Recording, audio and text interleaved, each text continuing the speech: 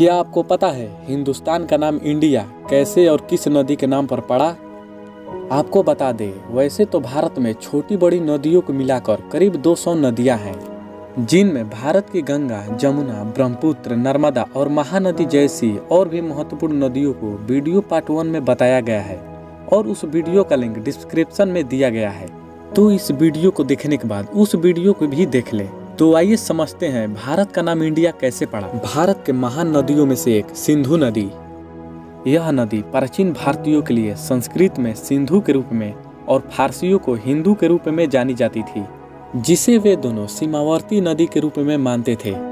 इसी नदी के किनारे प्राचीन काल में सिंधु सभ्यता काफी विकसित थी, इसीलिए इसे सिंधु नदी के नाम से जाना जाता था। सिंधु नदी तिब्बत में मानसरोवर के सिन कबाब जलधारा से निकलती है और जम्मू कश्मीर के बीच बहती हुई नंगा पर्वत के उत्तरी भाग से घूमकर यह उत्तर से दक्षिण में बहती हुई पाकिस्तान के बीचों बीच गुजरती है और फिर जाकर अरब सागर में मिल जाती है। वैसे तो सिंधु नदी की लंबाई लगभग 3610 किलोमीटर है, लेकिन भारत में इस नदी की लंबाई 1114 किलोमीटर है और पाकिस्तान में इस नदी की लंबाई लगभग 2430 किलोमीटर है। सिंधु नदी का विस्तार चीन के पश्चिमी तिब्बत, भारत के जम्मू कश्मीर और पाकिस्तान में है। सिंधु नदी का अधिकतर अंश पाकिस्तान में प्रवाहित होता है, इसीलिए पाकिस्तान की सबसे लंबी नदी सिंधु नदी है।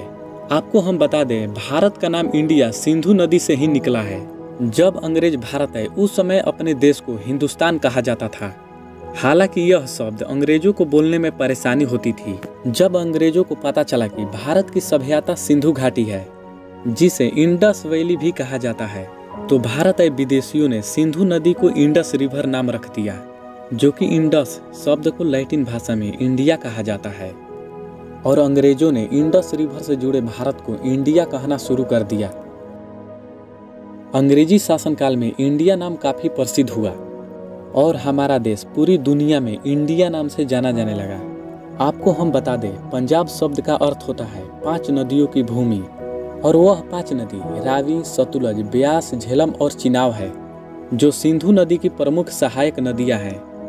यह नदियां भारत के पंजाब और पाकिस्तान के पंजाब से होकर सिंधु नदी में जाकर मिल जाती है, जिनमें ब्यास नदी की लंबाई 470 किलोमीटर है, रावी नदी की लंबाई 720 किलोमीटर है, झेलम नदी की लंबाई 725 किलोमीटर है, चिनाब नदी की लंबाई 960 किलोमीटर है और सतलुज नदी की लंबाई 1450 किलोमीटर है।